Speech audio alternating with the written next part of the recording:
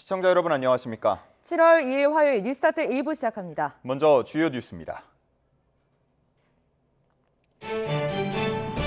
서울시청역 인근 교차로에서 승용차가 역주행하다가 인도로 돌진해 13명의 사상자가 났습니다. 운전자는 급발진을 주장하고 있지만 목격자들은 급발진이 아니었다고 반박했습니다. 어제 오후 서울 지하철 9호선 흑성역에서 갑자기 연기가 발생해 승객들이 대피하는 소동이 벌어졌습니다. 열차 운행도 3시간 동안 중단돼 시민들이 불편을 겪었습니다. 삼성전자 노조가 총파업을 선언했습니다. 오는 8일부터 사흘간 1차 총파업에 돌입하는데 노조 측은 요구가 관철될 때까지 무임금, 무노동 총파업으로 투쟁한다고 밝혔습니다. 성매매 알선을 미끼로 수수료를 요구한 뒤 돈을 가로챈 일당에 대해 경찰이 수사에 나섰습니다. 한 차례 사기를 당한 피해자가 일당을 유인해 직접 경찰서에 데려갔습니다. 고려제약의 불법 리베이트 사건을 수사하는 경찰이 의사 100여 명을 추가로 입건했습니다. 의사협회는 의정 갈등에 대한 보복이라며 반발하고 있습니다. 정보 유출로 일본 정부의 행정지도를 받은 라인 야후가 네이버와 자본관계 재검토 문제는 단기간에 어렵다고 일본 당국에 보고했습니다. 일본 정치권도 라인 야후의 경영권을 일본 기업이 갖도록 요구한 것으로 알려지면서 논란이 계속되고 있습니다. 어젯밤 9시 반쯤 서울 중구 시청역 부근에서 대형 교통사고가 발생해 13명의 사상자가 발생했습니다. 서울 남대문경찰서는 60대 운전자가 보낸 승용차가 시청역 교차로에서 역주행해 인도로 돌진했다고 밝혔습니다. 경찰은 제네시스 차량이 역주행하며 차량 2대를 차례로 친 뒤 횡단보도까지 역주행한 것으로 보고 있습니다. 이 사고로 현재까지 9명이 숨지고 4명이 다친 상태입니다. 가해 운전자는 급발진을 주장하고 있는 것으로 전해졌지만 현장에 있던 목격자들은 다른 주장을 하고 있습니다. 현장 목격자의 말 직접 들어보겠습니다. 브레이크 밟는 느낌. 마지막에 밟은 거예요. 저기 다 앞에서. 치고 나서? 다 치고 나서. 거의 치고 났어요. 그 앞에서. 급발진 차량은 사고나 차일 때 알잖아요. 네. 전봇대라도 박아야 되잖아요. 그거 없었어. 그냥 거기서 딱 멈췄어. 일반 승용차입니까? 승용차예요. 일반 승용차. 검색 승용차. 네. 어제 오후 4시 40분쯤 서울 지하철 9호선 흑성역 승강장에서 연기가 피어오른다는 신고가 접수돼 3시간 동안 운행에 차질을 빚었습니다. 서울시 메트로 9호선은 승객들을 대피시키고 저녁 7시 40분까지 상행선, 하행선 열차를 무정차 통과시켰습니다. 역사 안에 연기가 뿌옇게 차 있었지만 승객들이 바로 대피해 인명피해는 없었습니다. 성매매 일자리를 소개해주겠다고 속여 수수료 수백만 원을 가로챈 남성이 경찰에 붙잡혔습니다. 서울수서경찰서는 최근 사기 등의 혐의로 남성 A씨를 검거해 조사하고 있습니다. A씨는 성매매 일자리를 주선해 주겠다며 수수료 200만 원을 현금으로 챙긴 뒤 잠적한 혐의를 받습니다. 지난해 말 사기당한 피해자가 최근 다시 접촉해 A씨를 유인한 뒤 직접 경찰서에 데려갔던 것으로 조사됐습니다. 경찰은 A씨의 휴대전화를 포렌식 분석하는 등 정확한 사실관계를 확인하고 있습니다. 고려제약의 불법 리베이트 사건을 수사하는 경찰이 의사 100여 명을 추가로 입건했다고 밝혔습니다. 서울경찰청 고위 관계자는 어제 정례 기자간담회에서 압수수색 등으로 확보한 자료를 통해 불법 리베이트를 받은 것으로 의심되는 의사 100여 명을 추가로 입건했다며 앞으로 입건 대상자가 더 늘 수 있다고 설명했습니다. 경찰은 이들이 고려제약으로부터 자사약을 써주는 대가로 현금이나 물품, 골프 접대 등 적게는 수백만 원에서 많게는 수천만 원을 받은 것으로 보고 있습니다. 삼성전자 최대 노조인 전국 삼성전자 노조가 오는 8일부터 4흘 동안 1차 총파업에 돌입하기로 했습니다. 손우목 노조위원장은 어제 유튜브 라이브 방송에서 노조 요구가 관철될 때까지 무임금, 무노동 총파업으로 투쟁한다고 말했습니다. 노조는 전체 직원에 대한 휴가 1일과 2024년 연봉 협상에 서명하지 않은 조합원에 대한 임금 인상을 요구하고 있습니다. 정보 유출 문제로 일본 정부의 행정 지도를 받은 라인 야후가 네이버와 자본관계 재검토 문제는 단기적으로 곤란하지만 계속 논의하겠다고 일본 당국에 보고했습니다. 라인 야후는 총무성이 지시한 네이버와의 자본관계 재검토 문제와 관련해 모 회사인 소프트뱅크와 네이버에 의뢰했다고 말했습니다. 다만 단기적인 자본 이동은 어렵다는 인식을 공유하고 있다며 라인 야후로서도 논의가 진전되도록 노력해가겠다고 설명했습니다. 남해상으로 물러났던 정체전선이 다시 북상하면서 오늘 전국에 또다시 최고 150mm 이상의 장맛비가 쏟아질 것으로 보입니다. 기상청은 밤사이 서쪽에서 저기압이 유입돼 정체전선을 끌어올려 내륙까지 북상할 것으로 보여 전국에 시간당 30에서 50mm의 국지성 호우가 내리겠다고 밝혔습니다. 내일까지 수도권과 제주도, 강원도에는 150mm 이상의 물폭탄이 쏟아지겠고 충청에 120mm 이상, 남해안과 남부 내륙에도 100mm 이상의 폭우가 예상됩니다. 또 기상청은 낮 동안 강한 비바람이 예상된다며 제주도와 서울 등 중서부 지방에는 호우 예비특보를, 해안과 산간을 중심으로는 강풍 예비특보를 발령했습니다.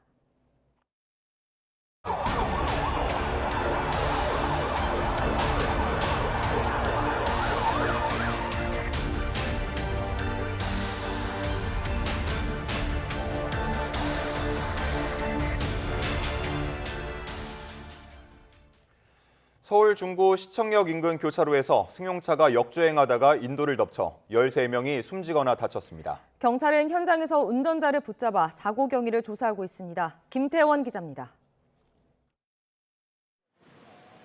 안전통제선 안으로 보이는 검은색 승용차가 견인 차량에 끌려나갑니다. 어딘가 강하게 들이받은 듯 차량 앞범퍼는 아예 사라져버렸습니다. 사람 10여 명이 차에 치여 쓰러졌다는 신고가 소방당국에 접수된 건 오후 9시 반쯤.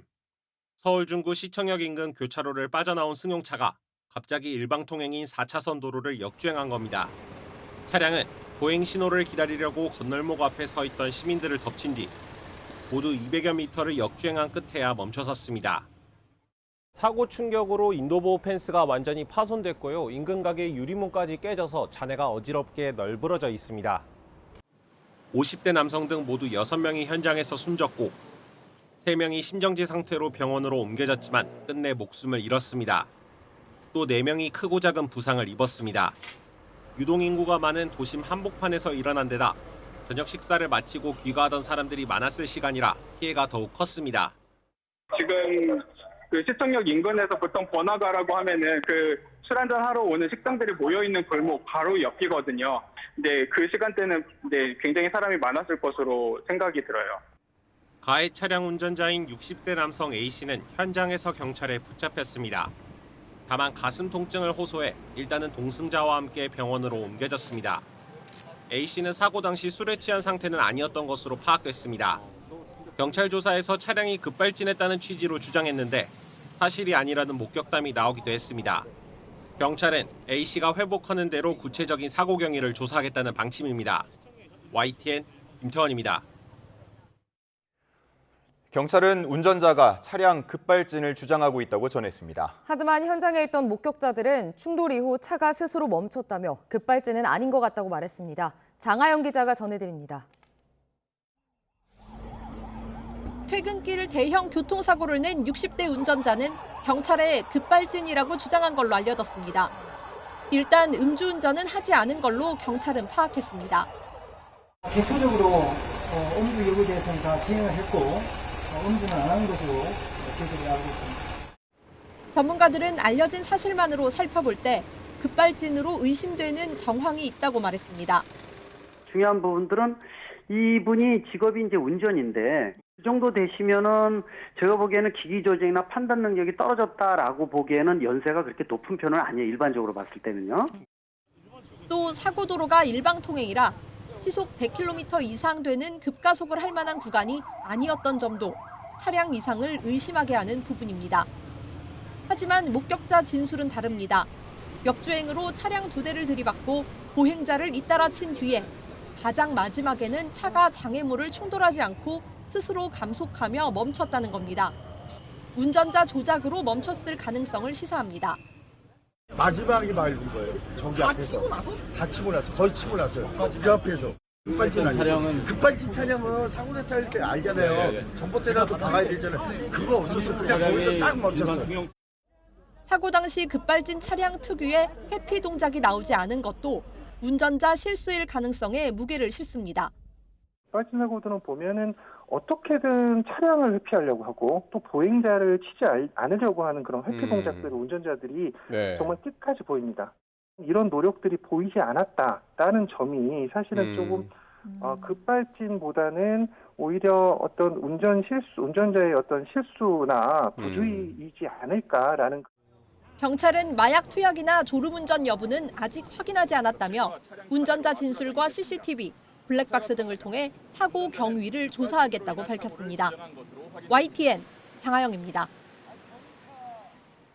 윤석열 대통령은 피해자 구조와 치료에 총력을 다하라고 지시했습니다. 윤 대통령은 사고 관련 보고를 받고 이상민 행정안전부 장관과 허석곤 소방청장에게 이 같은 긴급 지시를 내렸다고 김수경 대변인이 전했습니다.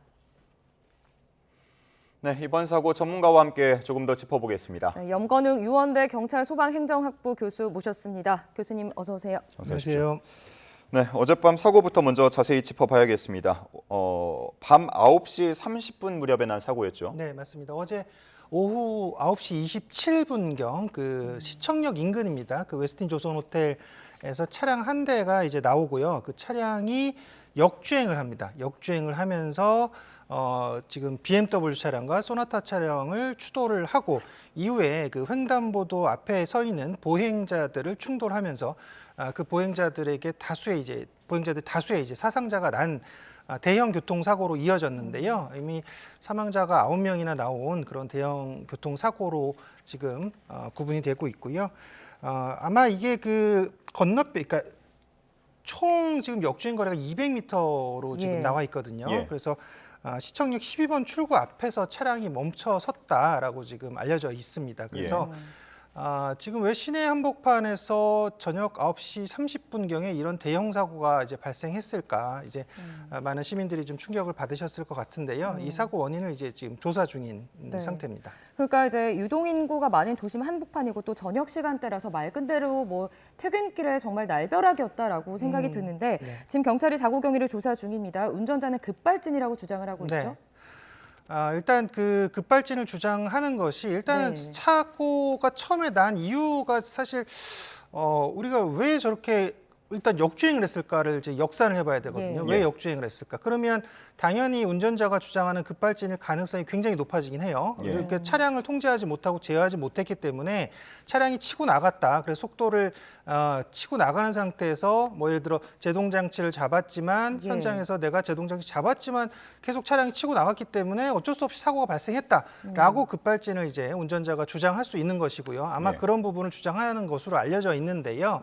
다만 이제 그 여러 가지 그 정황 증거들과 또 목격자 진술들을 또 종합해야 되는데 그런 내용들을 종합했을 때는 조금 그 급발진 사고의 여부보다는 다른 운전자의 어떤 그 부주의라든지 또는 과실의 가능성이 조금 더 높아 보이는 그런 내용들이 보입니다. 왜냐하면 목격자 진술에 의하면 이게 사실 그렇잖아요. 차량이 추돌을 2대를 했다. 그러면 내가 사고를 알고 있고 그다음에 그러면 인도로 돌진해 가는 그 과정상에서 인도에 있는 보행자들을 치지 않기 위해서 노력을 했을 겁니다. 물론 급발진 사고 이전의 사고들도 다 봤을 때 차량을 받지 않으려고 뭐 일단 뭐 구조물, 건물, 펜스 이런 것들을 들이받거나 안 되면 뭐 전봇대라도 들이받거든요. 그런 어떤 회피 동작들, 회피 운전들이 보이지 않고 또 이것이 직접적으로 지금 횡단보도에 많은 사람들이 모여 있는데 거기로 돌진을 했다. 그리고 그 이후에 이제 목격자 진술들이 다 사고가 난 이후에 사람들 다 친 이후에 차량이 정지했다라는 그런 진술들이 있는데 그러면 이것이 급발진이 아닐 수도 있다라고 가정이 되는 부분이라는 거죠. 왜냐하면 급발진은 차량 속도를 제어할 수 없고 어떤 기계적 결함이 나오기 때문에 그 속도가 어떤 구조물에 지금 부딪혀서 그 속도를 제어하기 전까지는 계속 그 가속도가 붙거든요. 오히려 가속도가 더 붙어요. 100km 이상 속도가 나고. 그렇다라고 하면은 지금 사고가 난 이후에 보행자 충돌 이후에 차량이 멈췄다 이런 그런 그 목격자들의 진술을 봤을 때는 차량이 분명히 이제 제어가 됐다라는 얘기예요. 그래서 운전자의 조작에 의해서 차량이 멈췄다라는 그런 부분을 봤을 때는 급발진의 여부보다는 운전자가 어떤 과실이라든지 뭐 또 혹시나 모릅니다. 이거는 그냥 가능성이지만 고의 여부도 일단 조사는 할 겁니다. 경찰 입장에서. 근데 하지만 일단 운전자가 이제 부주의라든지 운전 미숙에 의한 과실 여부를 일단 판단할 것 같고 그 부분을 조사할 건데 왜냐하면 이분이 그 지금 나이가 68살로 알려져 있거든요. 운전자가. 그러면 우리나라에서 법령상 65세 이상은 고령 운전자에 해당되기 때문에 고령 운전자가 운전 미숙에 의해서 사고가 발생하는 경우들이 최근에 뭐 약 3만 건이 넘게 이제 발생하고 있고요. 최근 몇 년 사이에 한 30% 정도 증가를 했거든요. 그러면 네. 고령 운전자들이 이제 그 기계 조작을 할 때 이 감각이 좀 떨어지는 경우들이 네. 있습니다. 그래서 뭐 예를 들어 나는 브레이크를 밟고 제동을 하려고 했는데 그것을 엑셀로 실수해서 밟았는데 그것이 오히려 속도를 더 가속시키고 이것이 당황해서 조작하지 못하는 그런 가능성들도 있는데 네. 제가 이 사고가 고령 운전자에 의한 사고다라고 정의를 내리는 게 아니라 예. 가능성을 여러 가지들을 우리가 눈여겨보고 조사를 해야 되기 때문에 말씀을 드린 겁니다. 예. 지금 사고가 발생하고 8시간이 거의 다 되어 가는데 이 정도면은 조사에서 어떤 말씀하신 그런 원인이 규명될 수 있는 시간입니까? 아직까지는 조금 원인 규명 시간으로는 조금 짧다라고 보고 있고요. 왜냐하면 이게 이 차량에 의한 교통사고이기 때문에 차량의 결함 여부도 분명히 판단을 해야 돼요. 그다음에 네. 여기에 보면 이제 차량 사고 발생 장치, 차량 사고 기록 장치가 있는데 이게 EDR이라고 하는데 네. EDR에 마지막 사고 5초까지 기록이 되게 되어 있습니다. 그래서 차량 이상 결함은 그 5초의 그 이상이 있었다라는 그 부분으로 판단이 가능하기 때문에 만약에 급발진이었다라고 하면 EDR 기록을 일단 우선적으로 최우선적으로 보거든요. 그다음에 만약에 차량의 제동을 잡으려고 운전자가 노력을 했었냐 이 여부도 네. 이제 판단합니다. 왜냐하면 급발진을 했을 때는 브레이크가 이제 딱딱해지고 브레이크가 밟히지 않는다 이런 지금 내용들이 많이 나와 있기 때문에 실제로 브레이크가 딱딱해서 들어가지 않는다라고 해도 브레이크를 밟을 때 뒤에 있는 브레이크 등이 들어오거든요. 그러니까 예. 이런 여부들도 CCTV라든지 주변의 목격자 진술을 확보해서 급발진 여부인지를 일단 최우선적으로 판단을 할 것 같아요. 네. 그래서 국가수에서 지금 현장 조사 또 차량 결함 이상 여부 이런 것들을 이제 판단할 것으로 보여지고요. 일단은 현장에서 지금 차량 동선을 확인할 거예요. 아마 그 조선호텔에서 나와서부터 역주행했던 그 내용들을 볼 텐데 예를 들어 운전자가 여기서 뭐 브레이크를 잡으려고 했다라고 하면 우리가 네. 도로교통 사고를 조사할 때 기본적으로 스키드 마크를 조사하거든요. 브레이크 네. 잡을 때는 갑자기 이제 급정거하면서 브레이크 자국이 바퀴 자국이 바퀴 나기 자국이요. 때문에 이런 것들도 이제 조사를 할 거고 아마 근데 중요한 것은 일단 여기서 이제 CCTV를 확보하고요. 다른 차량의 블랙박스들도 이제 확보를 하고 예. 그다음에 현장에 있는 목격자 진술을 토대로 지금 이 차량이 왜 이런 사고를 발생시켰는지 이런 여부를 조사해야 되는데 예. 가장 중요한 것은 지금 사고를 낸 가해 차량의 운전자를 조사해야 됩니다. 네. 근데 이제 가해 차량의 운전자가 현재 뭐 가슴에 통증을 호소하고 있고 그렇기 때문에 부상을 본인도 당해서 지금 일단 그 조사가 어렵다. 경찰에서는 지금 지금 가해 차량 운전자가 지금 몸 상태가 정상이 되면 조사를 하겠다라고 얘기를 하고 있는데 예. 근데 여기 가해 차량에 지금 운전자 외에도 한 분이 더 타고 계셨거든요. 예. 아내로 알려져 동승자가 동승자가 있었죠? 아내라고 네. 일단은 지금 뭐 보도에 나와 있는데 아마 동승자에게도 이 내용들을 조사할 겁니다. 그러면 동승자도 이 상황을 다 알고 있기 때문에 운전자 옆에서 상황을 다 지켜봤기 때문에 아마 동승자를 조사한 그 내용까지 그것을 토대로 지금 아마 빠르면 내일 아마 오전쯤에라도 경찰이 일단은 지금 현재까지 나온 상황으로 대략적인 윤곽을 그려서 예. 아마 발표를 해주지 않을까 오늘 싶습니다. 오전 말씀하시는 건가요? 그렇죠. 오늘 예. 오늘 오전쯤에 아마 대략적인 상황을 말해 줄 수는 있지만 말씀드렸듯이 이 사고가 차량 사고이기 때문에 좀 복잡합니다. 그래서 차량의 어떤 이상 여부라든지 결함 여부 이런 것까지 다 판단해야 되기 때문에 종합적인 수사 결과는 조금 시일이 걸릴 걸로 예상됩니다. 그렇다면 지금 이 사건의 좀 쟁점을 짚어보면, 그러니까 말씀을 하셨듯이 급발진 여부가 가장 쟁점이 될 것이고 수사 방향 부분은 뭐 블랙박스나 CCTV 그리고 목격자의 진술, 뭐 운전자의 진술 등이 지금 가장 수사 방향을 잡는 데 주요 쟁점인 건가요? 네, 맞습니다. 일단은 네. 운전자의 책임 여부를 따져야겠죠. 왜냐하면 예. 이 상황은 사망자가 9명이나 발생했던 큰 대형 사고이기 때문에 그렇죠. 일단은 사고 원인이 규명돼야 되는데 사고 원인에서 일단 운전자가 지금 처음부터 급발진을 주장했기 때문에 네. 이 최근에 있었던 여러 가지 그 고령 운전자들 사고 보면 제가 고령 운전자 사고가 많다 아니면 고령 운전자 사고를 유발한다 이 말씀을 드리는 게 아니라요.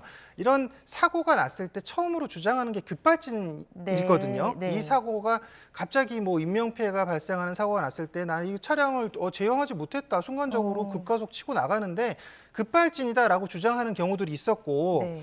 한 사례를 보면요. 최근에 지난 2월 29일이었죠. 그때 오후 5시쯤에 서울 은평구 연신내역 지하철 입구 있는 거기도 시장이 있어가지고 예. 굉장히 통행량이 많은 지역이었거든요. 근데 예. 거기 SUV 차량이 돌진해가지고 오토바이 한 대라 보행자들 잇따로 들이받고 70대 그 보행자 한 분이 사망했고 13명이 부상을 당했던 그런 사고가 있었어요. 네.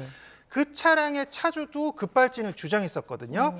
근데 경찰 입장에서도 급발진 여부를 조사했고, 근데 국가수가 차량의 결함을 조사했더니 기계적 결함이 발견되지 않았다라는 조사 결과가 나왔습니다. 네. 그러니까 이 운전자는 교통사고처리법상의 치상 혐의로 불구속 송치가 되었거든요. 무슨 얘기냐? 그러니까 처음부터 급발진을 주장하는 경우들이 굉장히 많아졌다는 거죠. 실제로 네. 근데 이게 지금 급발진이 아니다라고 볼 수는 없어요. 네. 급발진 여부도 분명히 지금 우리가 조사를 해봐야 되는 것이고요. 급발진의 가능성도 있지만 네. 다만 처음부터 급발진을 주장하는 경우들도 있기 때문에 네. 말씀을 드린 겁니다. 예. 교수님, 그런데 보통은 급발진 차량들의 사례들을 좀 봤을 때 급발진이 발생한 이후에 차량이 다시 정상화가 되어서 멈추는 경우는 거의 없다고 봐야 되잖아요. 그러니까 이제 급발진이 되었다면 차량이 멈추지 않고 오히려 급가속이 돼야 급발진으로 봐야 되는 거 아닌가. 네. 그러니까 이 사건에 대해서는 물론 지금 현재 시점에서는 말하기가 조심스럽지만 급발진의 가능성에 대해서 좀 교수님은 어떻게 보세요? 그 여부에 대해서는? 급발진은 방금 말씀 주셨듯이 네. 급발진은 속도가 오히려 더 가속이 되거든요. 그렇죠. 멈출 수가 네, 없잖아요. 가속이 더 네. 증가하기 때문에 예. 당연히 물리적 법칙에 의해서 이 차량 가속이 더 증가하고 속도가 더 나게 되는 게 보통 이제 급발진 사고에서의 내용들이거든요. 그러면 지금 이 사고에서는 만약에 급발진이었다는 그 주장이 맞다라고 하면 차량 2대를 추돌한 이후에 물론 또 속도가 붙어서 인도로 돌진해서 보행자들 쳤지만 그 이후에도 속도가 계속 났어야 된다는 네. 거죠. 속도가 계속 증가하고 이 차량은 서울 그 시청 인근을 계속 휘저으면서 속도를 내면서 다녔어야 된다. 그래서 어느 순간 만약에 거기 뭐 건물이라든지 가드레일이라든지 전봇대라든지 이런 구조물을 들이막 바꾸서 차량이 멈췄어야 된다라는 네. 가정이 가능하다는 얘기예요. 예. 그러니까 이 차량이 급발진 차량이 보통 급발진이 자동적으로 멈춰지는 경우는 지금까지 아마 나온 사례가 제가 알기로는 거의 없는 걸로 알고 있거든요. 네. 아예 없다라고 보시면 되는데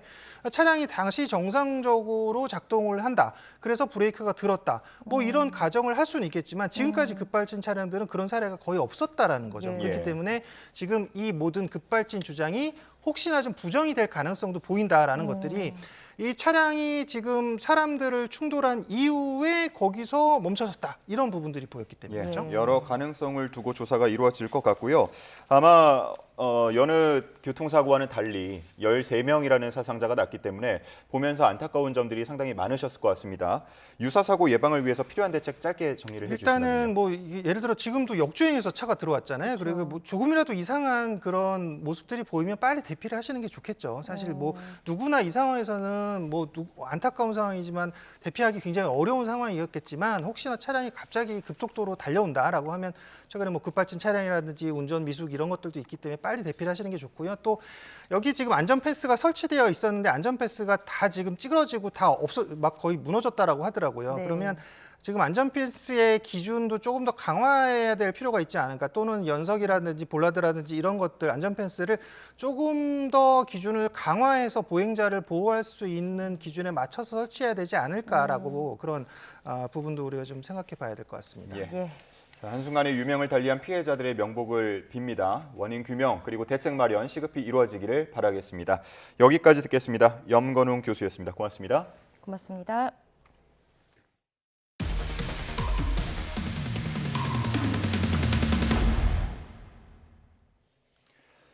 성매매 알선을 미끼로 먼저 수수료를 요구한 뒤 돈만 가로챈 일당에 대해 경찰이 수사에 나섰습니다. 한 차례 사기를 당한 피해자가 직접 일당을 유인하면서 경찰 수사로 이어지게 됐습니다. 박정현 기자입니다. 지난해 12월 일자리가 필요했던 20대 남성 A씨는 온라인에서 성매매를 주선해준다는 광고를 접했습니다. 하루에 수백만 원을 벌 수 있다는 이야기에 돈이 급했던 A씨는 업체에 연락했습니다. 그런데 알선 대가로 첫 번에 한해 수수료 20%를 먼저 지급할 것을 요구했습니다. 저희 부모님이 이제 사업을 하신 게 망하셔가지고 빚이 있었어요. 근데 그 빚도 좀 많은 빚이어서 만나서 현금으로 이제 달라고 말씀을 하셔가지고 A씨는 은행 대출까지 받아 현금 200만 원을 건넸습니다. 그러나 업체가 알려준 호텔로 갔지만 만나기로 한 여성은 나오지 않았습니다. 다급히 업체에 연락해봤지만 이미 연락을 끊고 잠적한 뒤였습니다. 일단은 현시부정했어요. 아, 이게 맞나? 가장 첫 번째로 든 생각이 200만 원이 날아간 거니까 거기서 일단은 멘탈이 아예 나갔는데 졸지에 대출 빚을 떠안게 됐지만 자신도 떳떳하지 못한 일을 했다는 생각에 경찰에 알리지도 못했던 A씨. 6달 만에 다른 번호로 업체에 접촉하는 데 성공했고 일하겠다고 속여 일당을 다시 불러냈습니다. 선불 수수료를 받으러 나온 남성은 예상대로 지난해 말 돈을 건넸던 인물이었습니다. A씨는 남성을 직접 경찰에 데리고 갔습니다. 도피하고 싶었어요. 그래서 이제 수면제도 한 적정량보다 한 3배, 4배 정도 더 많이 먹고 잠 자고 거의 한 2달, 3달은 그렇게 된 것 같아요. 시침이 떼더라고요. 나도 모르고 경찰서 가자. 사기 혐의로 긴급 체포된 남성은 혐의를 부인하는 것으로 전해졌습니다. 경찰은 휴대전화 포렌식 작업 등을 통해 사실관계를 확인하고 공범과 추가 피해자가 있는지 파악하고 있습니다. YTN 박정현입니다. 고려제약의 불법 리베이트 사건을 수사하는 경찰이 의사 100여 명을 추가로 입건했다고 밝혔습니다. 경찰은 의사 1000명이 수사선상에 오른 만큼 앞으로 피의자가 더 늘어날 수 있다고 전망했습니다. 임혜진 기자가 보도합니다. 고려제약 불법 리베이트 의혹을 수사하는 경찰이 앞서 입건한 제약사 관계자 8명과 의사 14명에 더해 의사 100여 명을 추가로 입건했습니다. 지난 4월 고려제약 본사 압수수색에서 리베이트를 받은 것으로 의심되는 의사 1000여 명의 명단을 확보한 뒤 이 가운데 100여 명을 입건한 겁니다. 약사법을 보면 의사들은 제약회사로부터 한 번에 10만 원 이하의 식음료만 받을 수 있는데 경찰은 이들이 적게는 수백만 원에서 많게는 수천만 원의 현금이나 물품 등을 받은 것으로 보고 있습니다. 현재까지 제약회사 관계자와 영업사원을 포함해 70여 명에 대한 참고인 조사를 마친 경찰은 입건된 의사들의 출석 일자를 조율해 신속하게 수사를 진행한다는 방침입니다. 서울경찰청 고위 관계자는 조사가 진행 중인 만큼 앞으로 입건자가 더 늘어날 수 있다고 전망했습니다. 이런 가운데 경찰은 지난주 또 다른 리베이트 의혹을 받는 경기 안양의 한 대형 병원을 압수수색하고 병원장 등 5명을 의료법 위반 혐의로 입건했습니다. 또 지난 5월 보건복지부에서 수사를 의뢰한 의료계 불법 리베이트 의혹 19건 가운데 6건을 서울경찰청 형사기동대로 배당해 본격 수사할 방침입니다. 경찰의 의료계 리베이트 의혹에 대한 전방위적인 수사에 대해 의사협회는 의정 갈등에 대한 보복이라며 반발하고 있습니다. 의사 1000명이 돈을 받았을 수도 있고 입건이 될 수도 있고 아닐 수 있다. 이거 뭡니까 진짜. 네? 영업사원 만나기만 했어도 이름을 다 올려놓고 지금 이런 식으로 협박을 하는데 문제가 있으면 제대로 하십시오. 경찰은 국민권익위원회에서 의뢰를 받아 수사를 진행했을 뿐 의료계 집단 행동과는 별개의 사안이라며 일축했습니다. YTN 임혜진입니다. 학원 건물 화장실에서 여고생이 흉기에 찔리는 사건이 발생해 경찰이 수사에 나섰습니다. 경기 안산 단원경찰서는 어제 오후 3시 40분쯤 경기 안산시 고잔동에 있는 학원 화장실에서 10대 A군이 휘두른 흉기에 10대 여고생이 얼굴 등을 다쳤다는 신고를 접수했습니다. 피해 학생은 병원으로 옮겨졌고 생명에는 지장이 없는 것으로 파악됐습니다. 경찰은 A군을 추적했는데 A군은 근처 아파트에서 뛰어내려 중태에 빠진 것으로 파악됐습니다. 경찰은 주변인 등을 상대로 A군이 피해 학생과 아는 사이였는지 어떤 경위로 범행을 저질렀는지 등을 조사할 계획입니다. 삼성전자 최대 노조인 전국 삼성전자 노조가 오는 8일부터 사흘 동안 1차 총파업에 돌입하기로 했습니다. 손우목 노조위원장은 어제 유튜브 라이브 방송에서 노조 요구가 관철될 때까지 무임금, 무노동 총파업으로 투쟁한다고 말했습니다. 노조는 전체 직원에 대한 휴가 일일과 2024년 연봉 협상에 서명하지 않은 조합원에 대한 임금 인상을 요구하고 있습니다. 또 초과이익 성과급 제도 개선과 무임금 파업으로 발생한 모든 조합원의 경제적 손실 보상을 조건으로 내세웠습니다. 전국 삼성전자 노조 조합원은 2만 8천여 명으로 삼성전자 직원의 22% 규모입니다. 정보 유출로 일본 정부의 행정지도를 받은 라인 야후가 자본관계 재검토 문제에 대해 단기간에는 어렵다고 일본 당국에 보고했습니다. 이런 가운데 일본 정치권도 라인 야후의 경영권을 일본 기업이 갖도록 요구한 것으로 알려지면서 논란은 쉽게 가라앉지 않고 있습니다. 도쿄에서 김세호 특파원이 전해드립니다. 일본 총무성의 행정 지도를 통해 네이버와의 자본관계 재검토를 요구받은 라인 야후. 라인 야후는 총무성에 제출한 보고서에서 모 회사인 네이버와 소프트뱅크의 자본관계 재검토를 의뢰했다고 밝혔습니다. 다만 두 회사가 단기적인 자본 이동은 어렵다는 인식을 함께하고 있다고 말했습니다. 그러면서 라인 야후로서도 논의가 진전되도록 계속 노력해 나갈 방침이라고 말했습니다. 이 밖에 네이버와의 네트워크 분리를 계획보다 9개월 앞당기기로 하는 등 탈네이버를 가속화하겠다는 내용도 보고서에 담았습니다. 앞서 소프트뱅크는 라인 야후 지분을 인수하기 위한 협상을 이어가고 있다고 밝혔습니다. ラインヤフーから、要請を受けてセキュリティガバナンスや事業戦略の観点でネイバーと継続して協議をしております。 이런 가운데 일본 집권 자민당은 손 마사요시 회장을 만나 일본의 인프라는 앱 개발부터 모두 일본 국내에서 할 수 있도록 해달라고 말했고, 이에 손 회장은 자신이 책임지고 하겠다는 약속을 한 것으로 알려졌습니다. 일본 총무성 역시 미야카와 주니치 소프트뱅크 CEO를 따로 호출해 협력을 거듭 요청한 것으로 전해졌습니다. 총무성의 이례적인 두 차례 행정 지도와 함께 일본 정치권까지 가세하면서 일본이 라인 야후의 경영권을 네이버로부터 뺏으려 한다는 한국 여론의 반발은 더 거셀 전망입니다. 이 때문에 네이버와 소프트뱅크의 지분 인수를 둘러싼 협상은 장기화가 불가피해 보입니다. 도쿄에서 YTN 김세호입니다.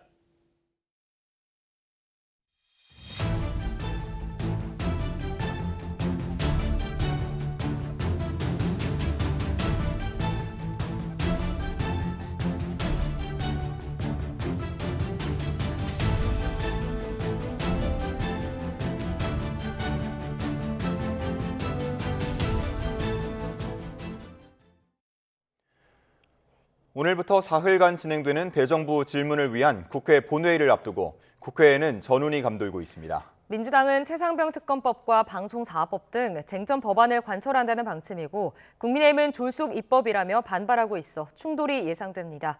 정인용 기자입니다. 지난 21대 국회에서 재의결 끝에 폐기된 최상병 특검법이 민주당 주도로 다시 본회의에 오를 전망입니다.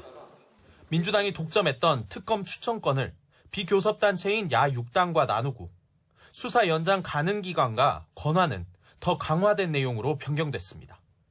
해병대원 특검법을 본회의에서 반드시 통과시키고 7월 19일 최해병 1주기에 해서 단계적인 액션 플랜을 수립해 나가기로 했습니다.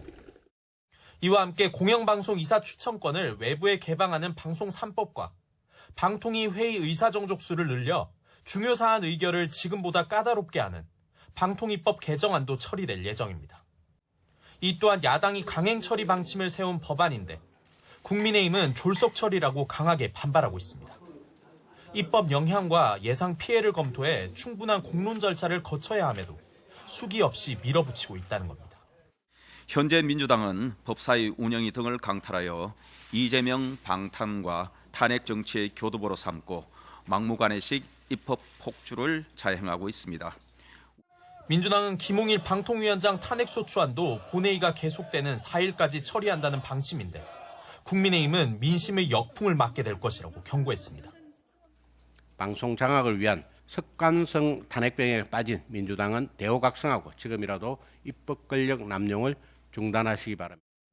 민주당은 최상병 특검과 별개로 국정조사에 단독으로라도 나설 계획입니다.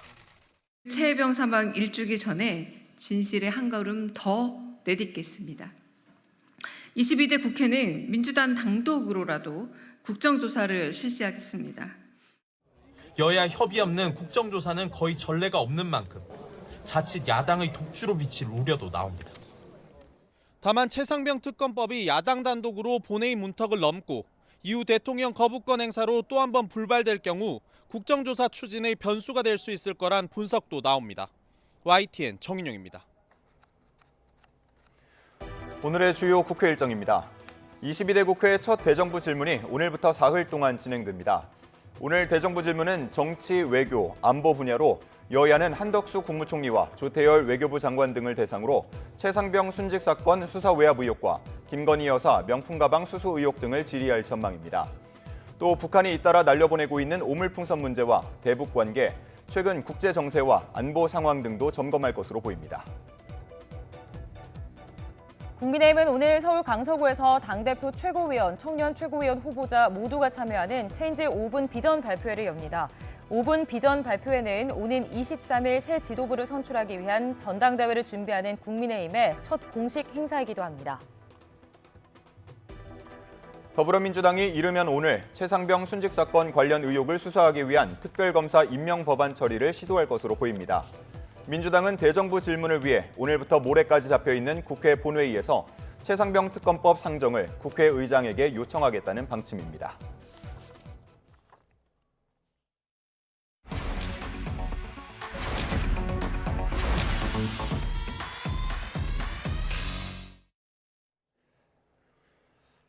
초저가를 무기로 국내 시장 공략에 나선 알리, 테무 등 중국 이커머스 업체의 성장 속도가 무섭습니다. C커머스의 공습에 국내 유통업계가 위기를 맞은 가운데 중소제조업체들까지도 위협받고 있습니다.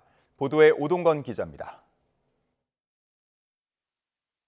중국의 이커머스 업체 알리와 테무, 싼 가격을 무기로 소비자들을 공략하면서 국내에서 그야말로 무서운 성장세를 보였습니다. 지난해 1월만 해도 우리나라 소비자가 사용하는 쇼핑앱은 1위에서 5위까지 모두 국내 업체였지만 1년 2개월 만에 국내 업체를 밀어내고 알리가 2위, 테무가 3위로 올라섰다가 최근 조금 주춤한 상태입니다. 3개 상품을 1,500원 주고 샀는데 아마 국내에서 구매했으면 한 10배 정도 더 비싸게 샀을 것 같아요. 15,000원짜리 샀다가 이게 두 개가 너무 품질이 안 좋아가지고 10,000원짜리 샀는데도 똑같더라고요. 그래. 저도 직접 이 가방을 6,000원 주고 구매해서 받아봤습니다. 물론 저렴하긴 하지만 광고에 나온 상품과는 분명히 차이가 있었습니다. 제품 안전성 등의 문제로 이용자가 조금 줄긴 했지만 추세만 보면 성장 속도는 가파릅니다. 지난해 중국 이커머스 플랫폼을 통한 구매액은 3.3조 원으로 2022년보다 2배 넘게 오르며 미국을 제쳤습니다. C커머스는 더욱 공격적인 마케팅에 나서고 있습니다. 알리익스프레스는 빠른 국내 배송을 위해 1조 5천억 원을 투자해 물류센터를 만들기로 했고 한국 상품 판매 채널인 K베뉴 입점업체의 수수료 면제 정책도 9월까지 연장했습니다. 테무 역시 글로벌 시장에 2조 원이 넘는 금액을 쏟아붓고 있습니다. 유통가는 비상입니다. 업계 1위 쿠팡은 C커머스에 대응하겠다며 22조 원 투자를 발표했지만 공정거래위원회가 과징금을 부과한 이후 투자가 어려울 수 있다고 밝히고 행정소송 결과를 기다리는 상태. 신세계와 CJ는 이른바 사촌 동맹을 맺고 유통과 물류 전방위 협업에 나섰습니다. 이런 가운데 중소기업들의 피해도 현실화되고 있습니다. 판매 목적이 아닐 때 150달러 이하만 직구가 가능한데 업자들이 여러 계정을 이용하는 편법 등을 통해 저가의 중국 제품을 직구로 들여와 국산 제품을 밀어내고 있는 것입니다. 원래는 이제 B2B 쪽에서는 이제 그 직구가 안 되죠. 여러 사람 이름을 동원해서 구매를 해가지고 자기들 쓸 만큼 하다 보니까 우리한테 주문을 끊고 중국산을 사용하는. 내가 51년째 지금 사업을 하고 있는데 작년에 50년 만에 연간 영업 손실을 기록했고요. 실제로 중소기업 10곳 중 8곳은 해외 직구로 인해 기업의 매출이 줄어들거나 영향을 미칠 것으로 예상된다고 답하기도 했습니다. 공정위가 알리에 대해 통신 판매자 신고 의무 위반 의혹을 조사하며 본격적인 제재 절차에 들어갔지만 늦었다는 지적이 나오는 이유입니다. 전문가들은 정부 규제에 기대기보다 생산자와 플랫폼 모두의 경쟁력 강화가 필요하다고 조언합니다. 판매자들을 모은다고만 해서 힘이 더 늘어날 수 있을까에 대해서는 사실은 좀 의구심이 들고요. 어떻게 본다면은 플랫폼이 상품을 모으는 것만 하는 것이 아니라 이 모은 상품들을 더 강한 경쟁력을 갖도록 여러 가지 형태의 기획과 장려금 같은 것들을 활용해야 되거든요. 초저가를 앞세운 중국 이커머스 업체의 공습에 어려움에 처한 국내 업체들. 이 위기 상황을 어떻게 극복하고 살아남을 것인지가 유통업계의 과제로 떠올랐습니다. YTN 오동건입니다. 7월 2일 화요일 미리 보는 오늘입니다. 오는 9월 퇴임하는 이은혜 헌법재판관의 후임을 뽑는 천거 절차가 시작됩니다. 대법원은 다음 달 2일부터 10일까지 헌법재판관 후보자 천거를 받는다고 밝혔는데요. 천거 대상은 40살 이상, 경력 15년 이상 법조인으로 헌법재판관 후보추천위원회를 거쳐 조희대 대법원장이 재판관을 지명하게 됩니다. 최저임금위원회는 오늘 전원회를 열고 지난 회의에서 결론 내리지 못한 업종별 차등 적용 여부 논의를 이어갑니다. 최저임금 차등 적용을 놓고 대립하고 있는 최저임금위원회가 오늘 회의에서 차등 적용 도입 여부를 표결에 붙일지 주목됩니다. 앞서 경영계는 지난달 30일 열린 6차 전원회의에서 음식점과 편의점, 택시업계의 최저임금 차등 적용 도입을 요구했고 노동계는 반대하면서 결론을 내리지 못했습니다. 공익위원 측은 시간을 구애받지 않고 논의한 뒤 표결로 결정하겠다는 입장이라 오늘 회의에서 표결을 진행할지 가능성도 있습니다. 통계청이 오늘 6월 소비자 물가 동향을 발표합니다. 소비자 물가 상승률은 지난 4월에서 5월 연속으로 2%대 후반에서 안정된 흐름을 보였지만 과일을 중심으로 농산물 물가 상승률은 여전히 높았습니다. 이런 현상이 6월에도 이어졌을 것이라는 관측이 나오고 있습니다. 지금까지 7월 2일 미리 보는 오늘이었습니다. 세계적이면서 동시에 지역 중심의 이른바 글로컬 대학에 선정되면 다양한 혜택이 주어집니다.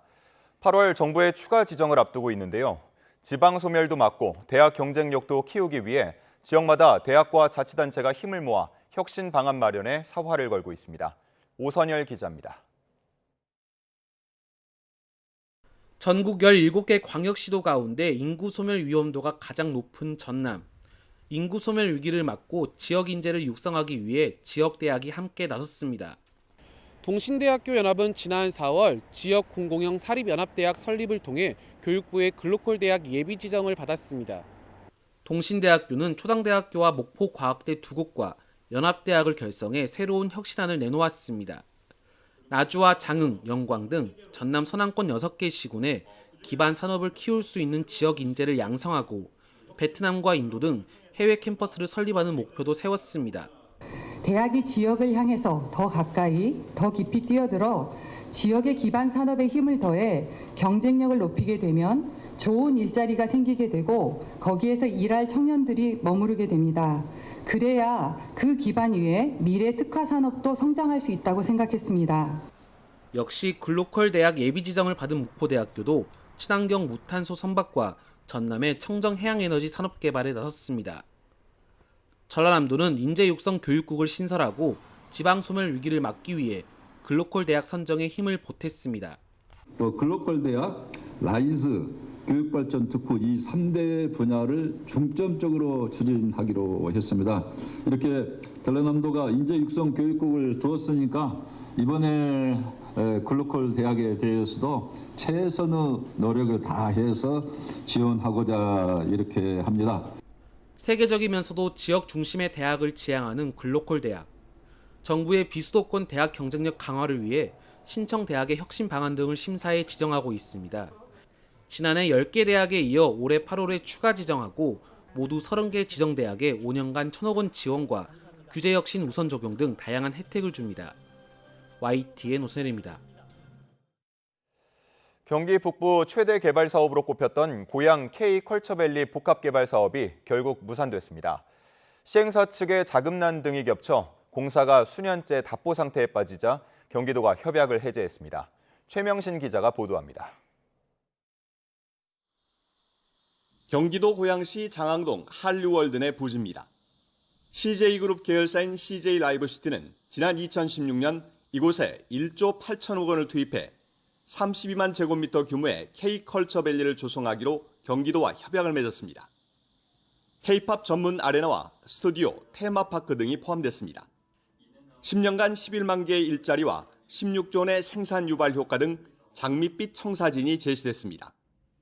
경기도는 CJ 측에 숙박시설 용지를 조성 원가에 공급하는 등 전폭적인 지원에 나섰습니다.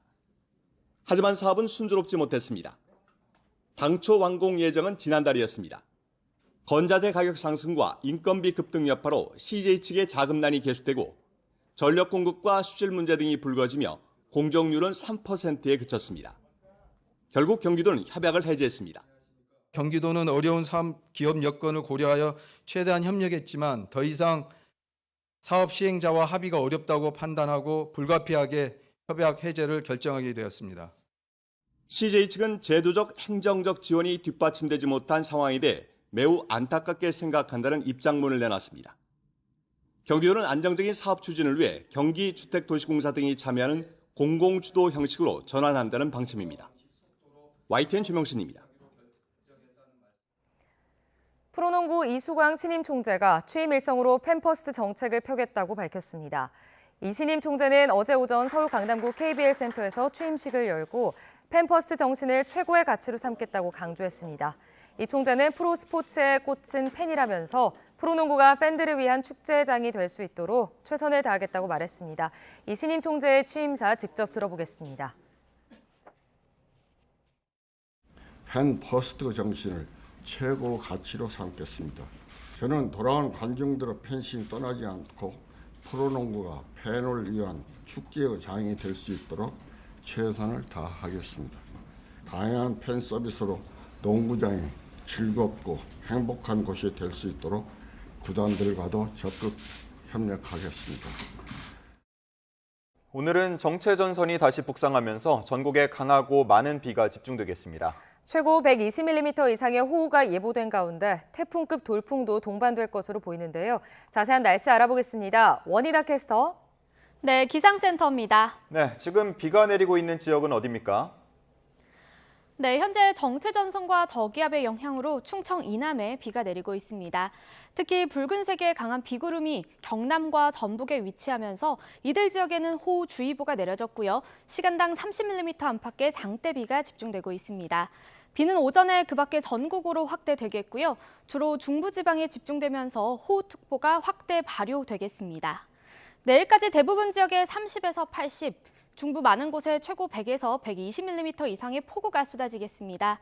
이번에도 곳에 따라 시간당 30에서 50mm 안팎의 국지성 호우가 예상돼 주의하셔야겠습니다.